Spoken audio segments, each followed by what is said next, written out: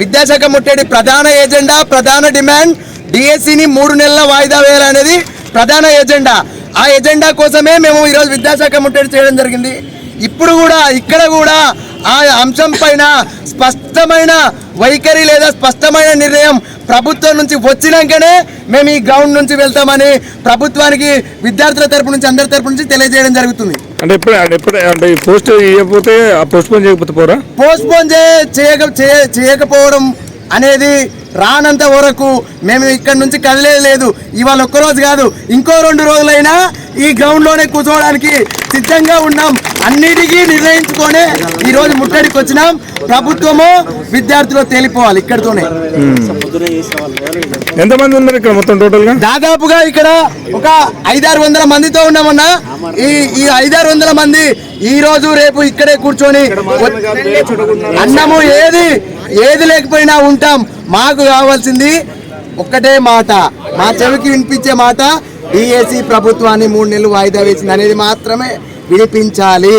అది తప్ప ఏది వినిపించినా మేము కదిలే ముచ్చట లేదు. ఇదే మా అభ్యర్థుల యొక్క నిర్ణయం.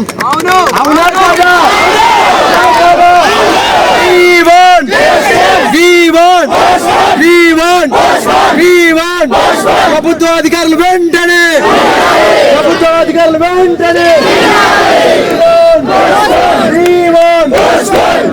థ్యాంక్ యూ మిత్రులారా.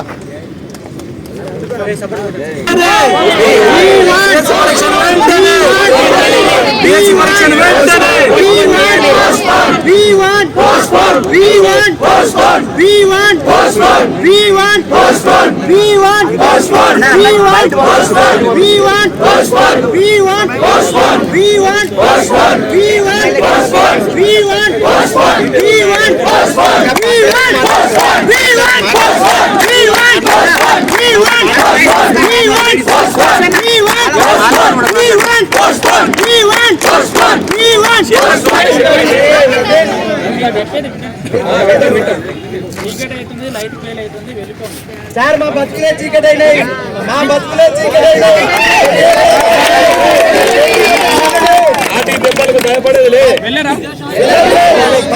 మీరు కూడా ఉస్మానియా విద్యార్థిగా మీకు కూడా తెలుసా ప్రాబ్లమ్స్ ఏంటో? ఇందాక లేడీస్ బొమ్మని చెప్తున్నాం, ఇప్పుడు మీరు వెళ్ళనంటారు. ఓకే, 5 గంటల నుంచి చెప్తున్నాం. వెళ్ళిపోయి ఎవరికైనా ఇంట్రెస్ట్ ఉంటే వెళ్ళిపోండి. ఇష్టం